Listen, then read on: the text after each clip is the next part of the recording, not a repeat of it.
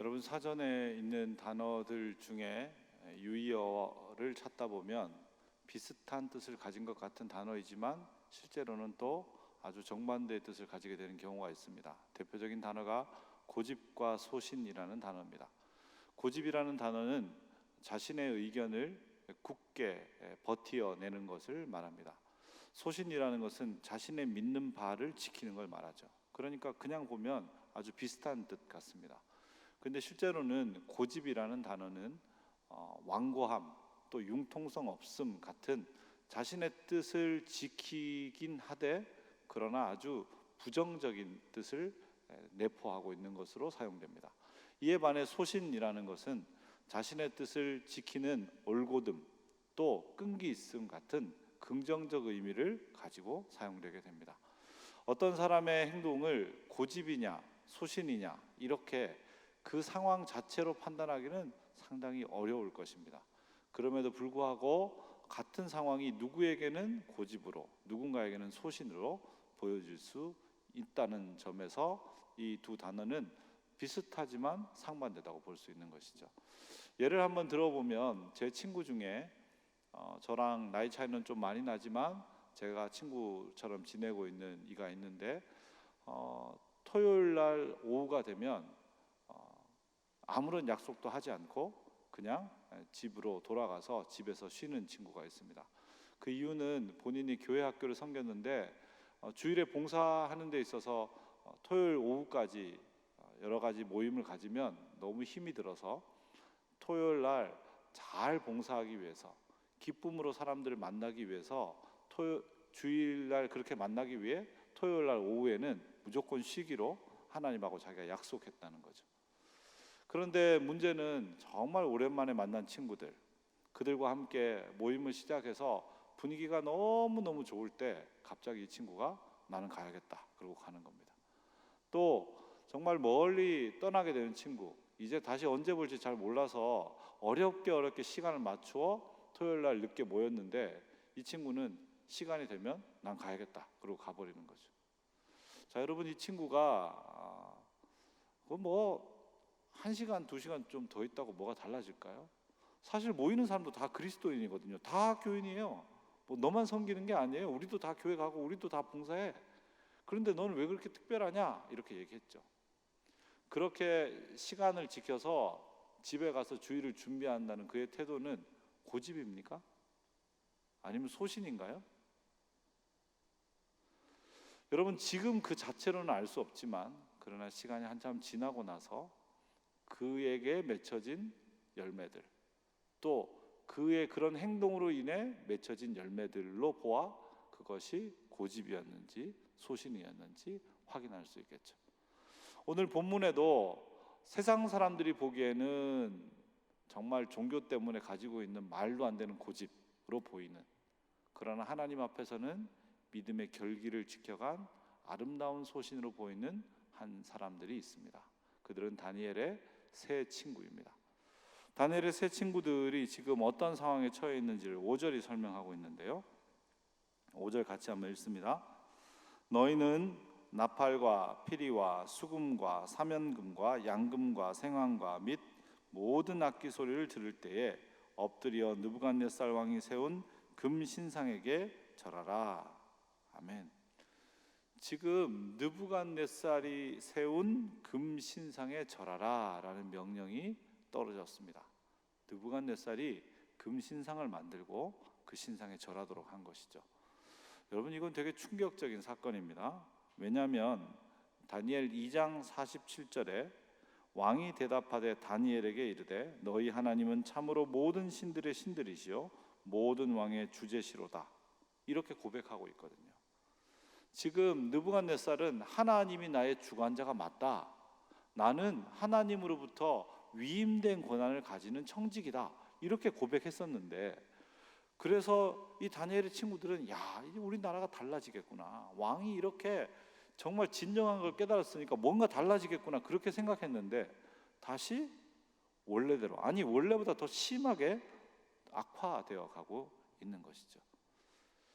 여러분, 악을 향해서 나아가던 사람이 선으로 방향을 돌렸을 때, 선을 향한 걸음이 한 걸음 나아가게 되면 그냥 사단이 가만히 있느냐? 그렇지 않고 다시 악을 향해 두 걸음 뒤로 물러나도록 만드는 것이 사단의 유혹입니다. 그게 죄의 관성입니다. 죄인들은 영적인 감수성이 없습니다. 그래서 하나님이 주시는 영적 감동을 오랫동안 유지하고 가지고 있을 수 없죠. 그렇기 때문에 죄인은 홀로 두면 어떻게 됩니까? 그 영적 감동이 메말라 버려서 그냥 그런 기억 중에 하나로 그냥 기억되고 지나가 버리게 되죠.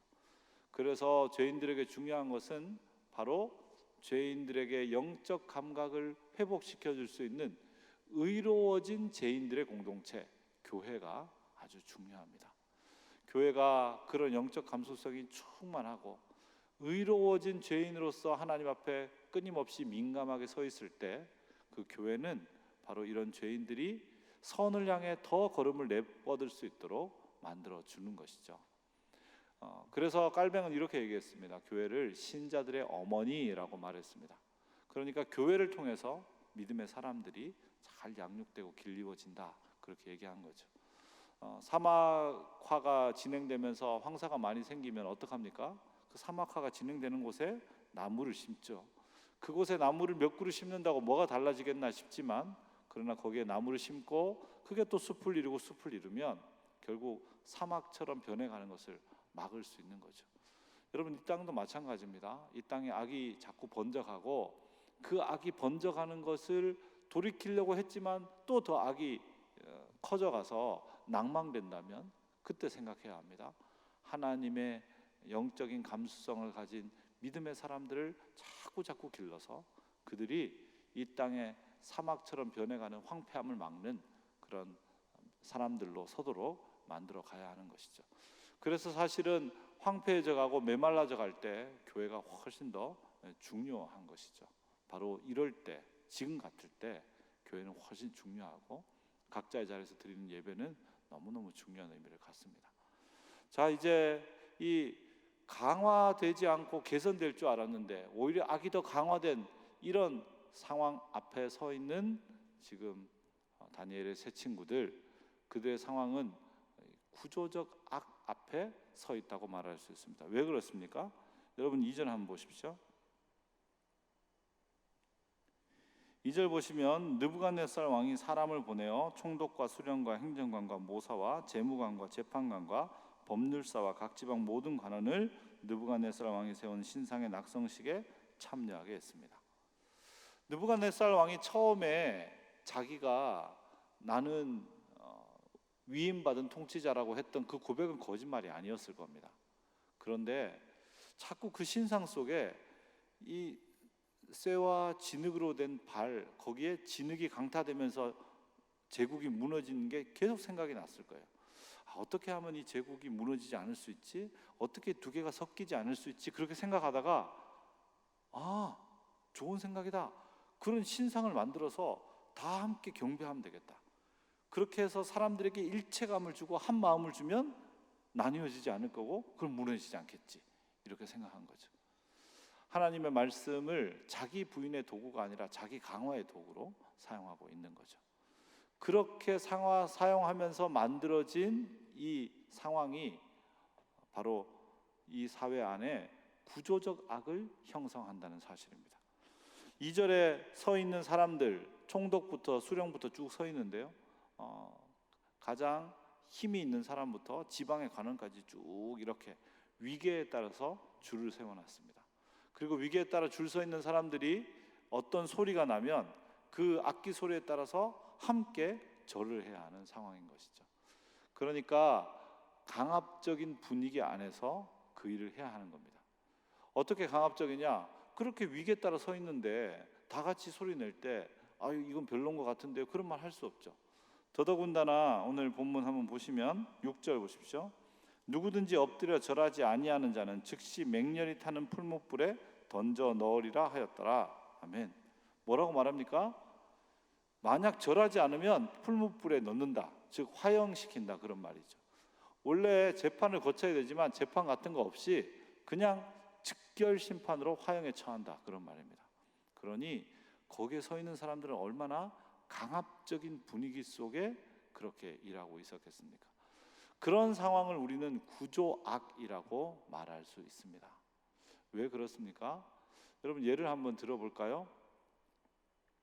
지금은 그렇지 않지만 우리 사회가 몇십 년 전에는 상당히 부패가 있었죠. 그래서 뭐 공직에 있는 사람에게 이렇게 좀 선물도 하고 그렇게 하면 또 편의를 봐주는 것, 그런 것들이 있었습니다.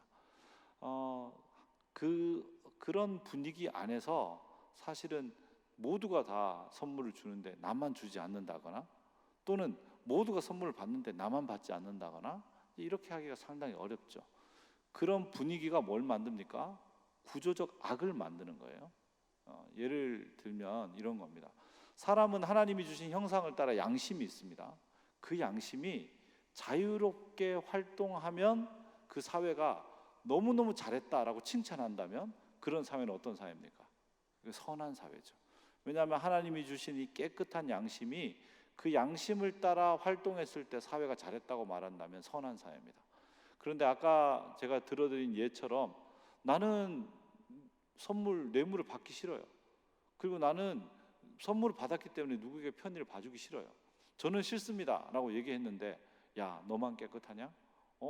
이거 뭐가 문제라고 그래? 이거 뭐 약간 순서의 편의를 봐주는 게 이게 뭐가 문제야? 너만 그렇게 잘난 것처럼 그렇게 하면 안 돼. 네가 뭐 독불장군이야? 그렇게 이야기하게 되면, 그러면 자기 양심에 따라 활동하는 것을 방해하는 사회 구조가 생기는 거죠. 이런 사회 구조가 악을 계속 만들어 가기 때문에, 악의 카르텔을 공고히 하기 때문에 구조악이라고 말할 수 있는 겁니다. 사회는 끊임없이 개인의 양심이 사회 안에 그대로 잘 반영되는 구조를 만들어가서 선한 세상을 만들어야 하는데, 사탄은 끊임없이 개인의 청결한 양심이 더러워져야 사회에 적합해질 수 있도록 만드는 그런 구조악을 만들어 가려고 하는 거죠. 오늘 지금 이 본문 안에 있는 느부갓네살이 만드는 세상이 그렇지 않습니까? 지금 양심에 따라서 자기가 경배하고 싶은 신에게 경배해야 정상인데 다 모아놓고 줄 딱 세워놓고 음악이 울리면 다 절 안 하면 화형시킨다. 그러니 양심의 자유에 따라 행동할 수 없는 강요와 강압이 지배하는 구조악의 세상을 만들어가고 있는 것이죠. 여러분 이렇게 전제 군주들만 이런 세상을 만듭니까? 여러분 그렇지 않습니다. 사실 구조악이 있고 그 구조악을 은근히 조장하는 악한 분위기가 지금 이 땅 안에도 여전히 있습니다. 어떤 것들을 예로 들 수 있습니까? 우선은 우리가 다 동의하는 바죠. 지금 지구가 이렇게 어렵고 힘들어진 이유는 환경을 우리가 너무 많이 훼손하고 함부로 해서 그렇다. 지구를 사랑해야 하고 환경 훼손을 위해 일회용품을 줄여야 한다. 다 동의하는 바죠. 그런데 만약 어떤 사람들이 이제 앞으로 우리 그룹 안에서는 일회용품 절대 사용하지 말고 다 개인 컵 들고 다니고 그렇게 합시다. 그러면 사람들이 다 동의하기보다 뭐 그 컵 씻는다고 쓰는 물값이 더 많이 들겠네요. 그게 더 환경을 더 오염시키겠네요. 뭐 여러 가지 이유로 하여튼 최소화하게 하려고 하는 움직임들을 보이게 됩니다. 그러면 그런 선한 이야기를 하는 사람들이 위축되게 되죠. 그런 게 일종의 분위기, 그러니까 구조악을 공고히 하는 분위기라고 말할 수 있습니다. 여러분 자녀를 낳아 기르는 것은 부모의 특권이죠. 자녀를 부모가 잘 기르게 할 수 있도록 사실은 할아버지 할머니에게 전적으로 의존하지 않고 부모가 일하면서도 기를 수 있도록 만드는 세상, 그게 선하고 좋은 세상이죠. 그런 세상을 만들기 위해 사실 육아휴직이라는 제도도 있지 않습니까? 뭐 모든 회사에 있는 건 아니지만 그런 방향을 해 가고 있고, 예전에 비해서는 훨씬 더 좋아진 건 확실한 일입니다만은, 그러나 여전히 육아휴직이 있지만 육아휴직을 사용하기는 쉽지가 않습니다. 육아휴직을 사용하려고 하면 저 사람은 승진은 포기했나 보네. 앞으로 잘 되기는 포기했나 봐. 그렇게 이야기하는 분위기들이 여전히 있기 때문이죠. 그런 분위기가 뭡니까? 구조악을 강화시키는 분위기라고 할 수 있습니다. 여러분 지금 정부가 입법하겠다고 얘기한 것 중에 낙태죄를 자유롭게 낙태죄를 지금처럼 그렇게 만들지 않고 낙태를 자유롭게 허용하겠다, 그렇게 얘기하고 있습니다. 지금은 어떤 특정한 임신 주수 이하일 경우에, 또 성폭력이나 질병 등의 특별 사유가 있는 경우에만 합법적으로 낙태를 허용하고 있는데요, 그렇게 하지 않고 자유롭게 모든 사람이 할 수 있게 하겠다는 거죠. 이유는 여성이 자신의 몸을 선택할 권리를 가져야 한다는 겁니다. 그 말 자체는 사실 일리 있는 말이죠. 그런데 그 안에는 뭐가 배어 있습니까? 그 안에는 강자인 지금 엄마가 약자인 아기의 생명을 자신의 필요와 편의에 따라 취하게 하는 그 엄청난 생명의 학대가 그 안에 들어있다는 것을 강구하는 것이죠. 하지만 그런 것보다는 여성의 권리가 더 중요하다는 것이 많은 사람들에 의해 동의되는 시대의 분위기로 몰아가고 있습니다. 이런 것들이 사실은 구조적 악을 강화시키는 분위기인 것이죠. 이런 것들이 계속되게 되면 결국은 강한 자의 생명을 위해 약한 자의 생명을 희생하는 것이 정말 아무렇지도 않은 일이 되게 되고, 그리고 그런 것들이 결국 우리 사회의 다른 영역에도 강자를 위해 약자를 희생시키고 약자가 다시 재기할 수 없도록 만드는, 그래서 엄청난 경쟁과 단절과 분열이 있는 사회로 만들어가게 되는 것이죠. 그게 바로 구조악이 만드는 겁니다. 그런 사회가 될 수밖에 없는 분위기로 이렇게 몰아가는 거죠. 지금 느부갓네살의 그런 금신상 숭배 앞에 서 있는 이 다니엘의 세 친구들이랑 우리의 상황이 다르지 않다, 그런 말입니다. 그런데 그런 상황에 누가 저항할 수 있겠어요? 그래서 7절 한번 보세요. 소리를 듣자 곧 느부갓네살 왕이 세운 금신상에 엎드려 절했다, 이렇게 되어 있습니다. 모든 백성과 나라와 언어를 말하는 자들이 그 나팔 소리를 듣자마자 곧, 그러니까 뭐 잠시의 주저함도 없이 다 일사불란하게 촤 이렇게 절을 하는데, 그런데 거기에 놀랄 만한 저항자들이 일어났습니다. 그 사람들이 8절 보십시오. 갈대아 사람, 즉 바벨론에 있는 지혜자들이 이 저항자들을 발견하고 참소, 고발을 하게 됩니다. 그러면서 그 고발의 내용을 쭉 보면 이 절하지 않는 사람들을 불태운다고 말했는데 절하지 않는 사람들이 여기 있습니다 라고 말하는 거죠. 그 사람들에 대해서 12절에 설명합니다. 같이 한번 읽습니다. 이제 몇 유다 사람 사드락과 메삭과 아벳느고는 왕이 세워 바벨론 지방을 다스리게 하신 자이거늘 왕이여, 이 사람들이 왕을 높이지 아니하며 왕의 신들을 섬기지 아니하며 왕이 세우신 금 신상에게 절하지 아니하나이다. 아멘. 자, 여러분, 어떤 일이 일어났습니까? 유다의 포로였던, 그 당시 쭉 서 있던 총독부터 서 있던 이 서열에 따르면 가장 끝에 있는 지방의 관원이었던, 이 지방관이었던 유다의 포로들이 어떻게 했습니까? 그 모두가 절하는 그 장면에 꼿꼿이 허리를 세우고 서 있는 거죠. 여러분, 이 일은 정말 엄청난 저항이라고 말할 수 있습니다. 그들은 유명한 자도 아니고, 그들은 강력한 자도 아니고, 그들은 이 땅의 이방인일 뿐이었지만, 그러나 그 사회를 악으로 몰아넣는 구조적인 악의 분위기에 강력하게 노, 아니요 라고 외쳤던 것이죠. 그들의 그 외침에 대해서 13절 느부갓네살 왕은 경노하게 됩니다. 그리고 그들을 끌어오게 되죠. 14절 느부갓네살 왕은 그들을 바로 화형시키지 않고 그들을 다시 부릅니다. 그리고 사드락, 메삭, 아벳느고라는 바벨론 이름으로 다시 한번 부릅니다. 그러면서 정말 절하지 않았니? 그렇게 묻습니다. 이건 뭐를 의미하는 걸까요? 아마 느부갓네살 왕이, 야, 너네는 바벨론 사람이야. 이름이 지금 바벨론 이름이고 지금 잡혀온 지가 몇 년인데, 그러니까 다시 절해라. 내가 너네를 아끼는데 죽이고 싶진 않은데 그러면 안 돼. 이렇게 은근한 암시를 주는 거죠. 근데 그것에 대해서도 충분하지 않으니까, 암시로 충분하지 않으니까 두 가지 회유와 협박을 15절에 합니다. 15절 보십시오. 자, 이제라도 준비했다가 나팔 불면 절해라. 그러면 내가 다 없던 걸로 해주겠다. 그 다음에 만약 절하지 않으면 즉시 풀무불에 들어가서 화형되게 된다. 즉 회유와 협박을 다시 한번 하는 겁니다.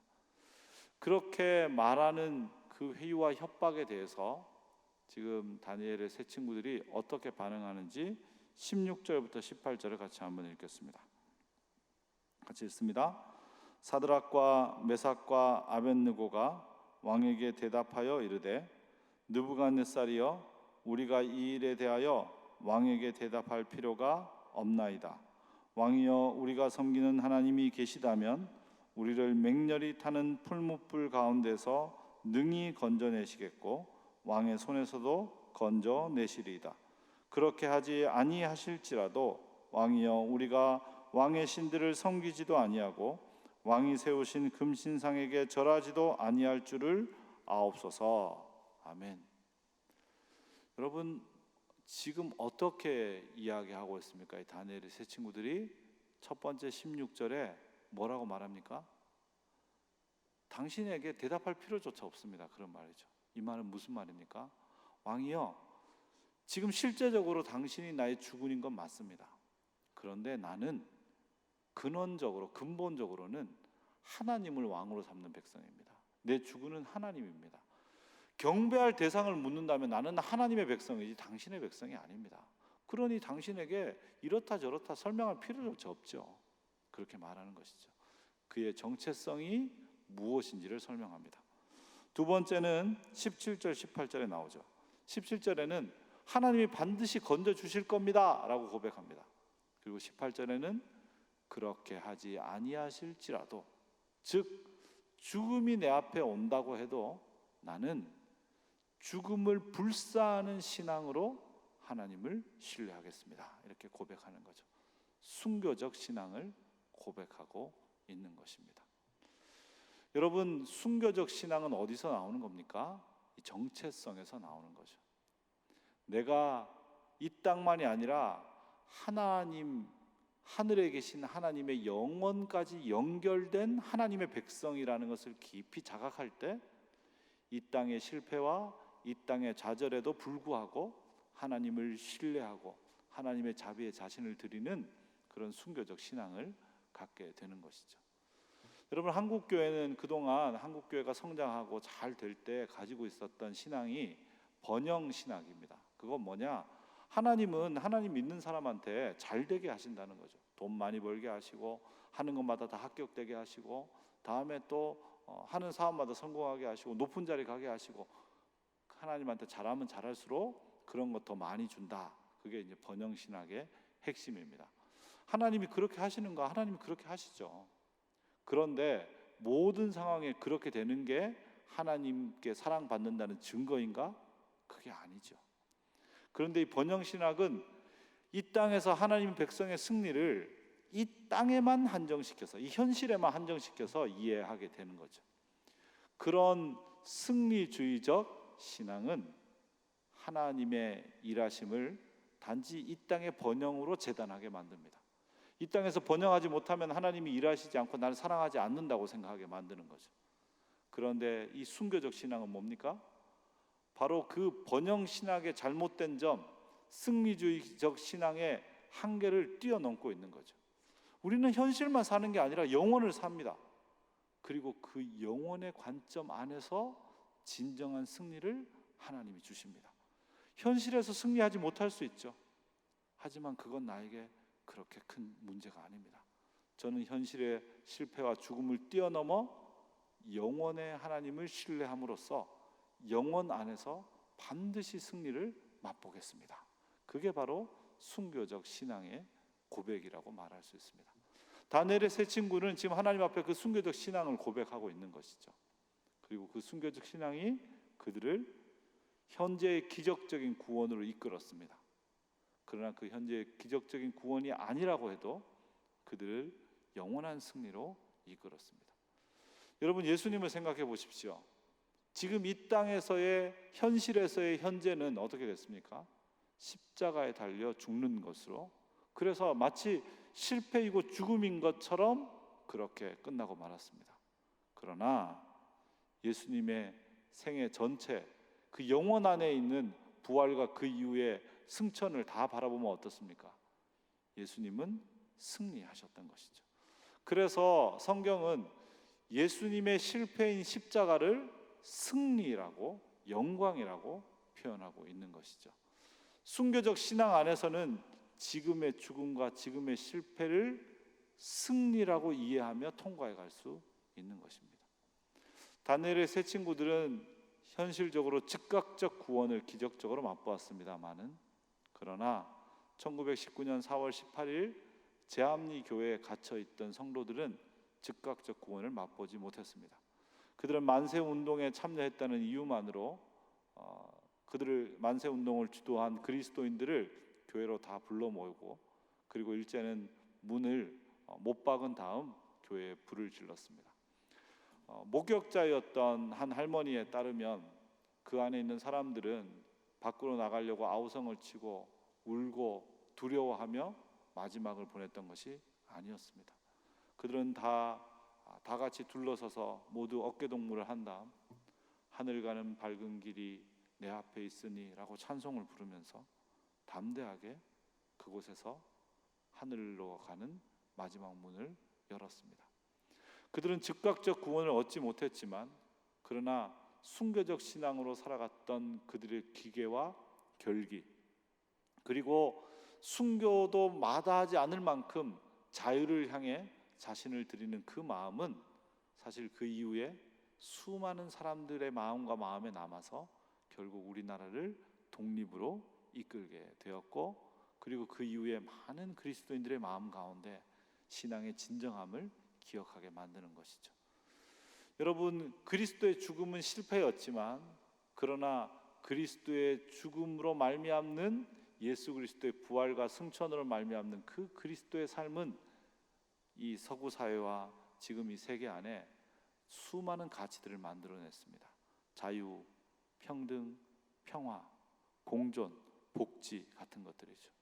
우리가 더 나은 세상을 꿈꾸면서 말하는 그 가치들은 다 그리스도의 죽음으로부터 비롯된 가치들입니다.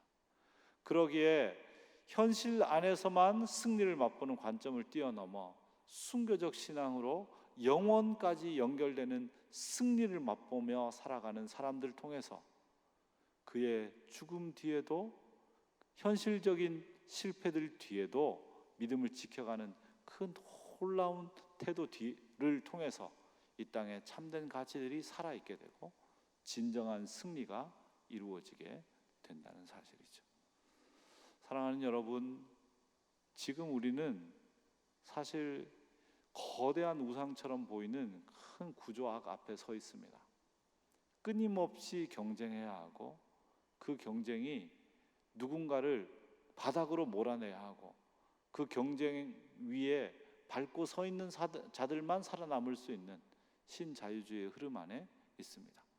코로나로 인해 그 흐름이 무너지는 것 같지만 여전히 그것을 붙들려고 하는 그런 거대 기업들과 또 거대 국가들의 그런 이익 중심의 태도들과 행태들이 여전히 이 지구촌 안에 있습니다.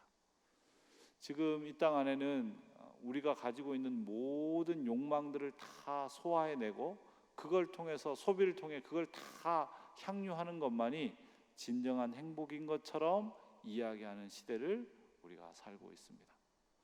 이 땅에는 지금 현재의 필요를 위해 진정한 생명은 그냥 경시해도 되는 것처럼, 육체적 생명도 경시해도 되는 것처럼 여기는 생명 하대의 풍조가 이 땅에 있습니다.